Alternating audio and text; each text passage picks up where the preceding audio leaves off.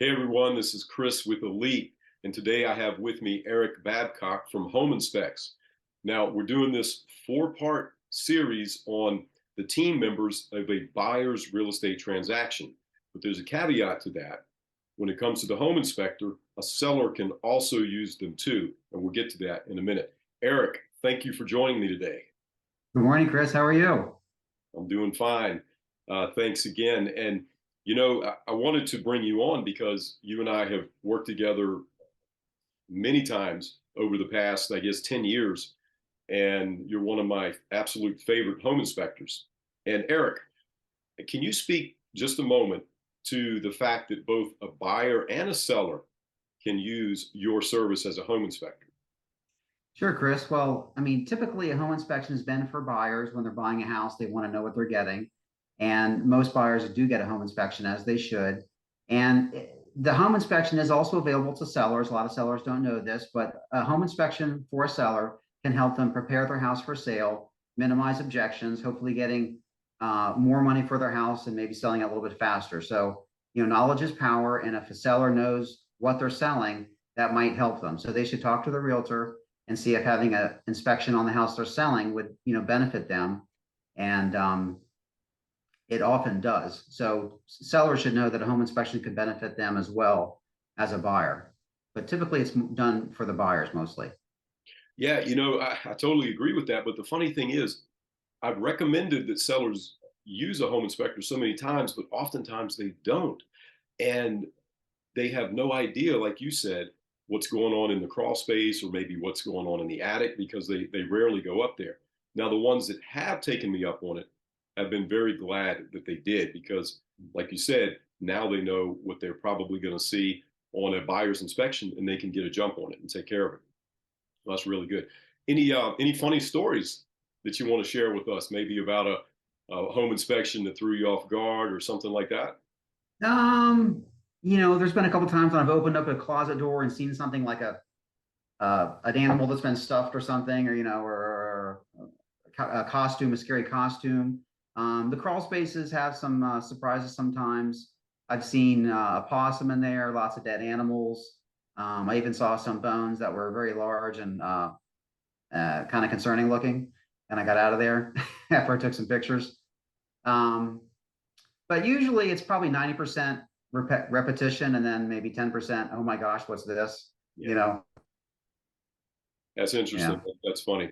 What are some common misconceptions that folks have about home inspections and what you're going to do for them? So, people realize that a home inspection is thorough, but there are limitations. Sometimes when a home buyer is getting the home inspection or before they get the home inspection, they may be thinking, well, does the inspection cover this? Does it cover the refrigerator, the washer and dryer? Does it cover the backup generator? So a home inspection includes a lot of things, but doesn't include every single thing in the house. So if a buyer wants to know specifically if something is covered, that I should talk to them and find out if I will be inspecting that. If not, I want to help them get that information they're looking for. If I can't get it for them, I'll get a provider that can help them.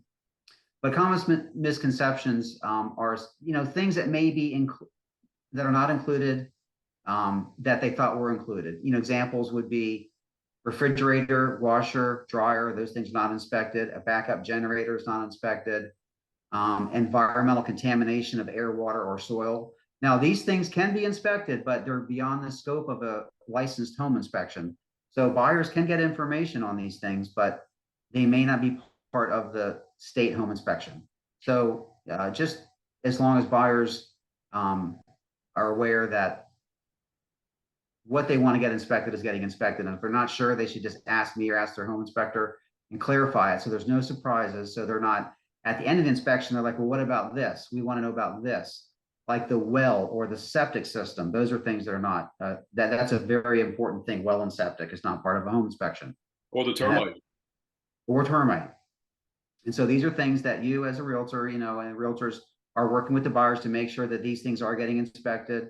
But there are things that do fall through the cracks, or I should say they are not part of the licensed home inspection. And it's important for the buyer to know kind of what is included and what's not included.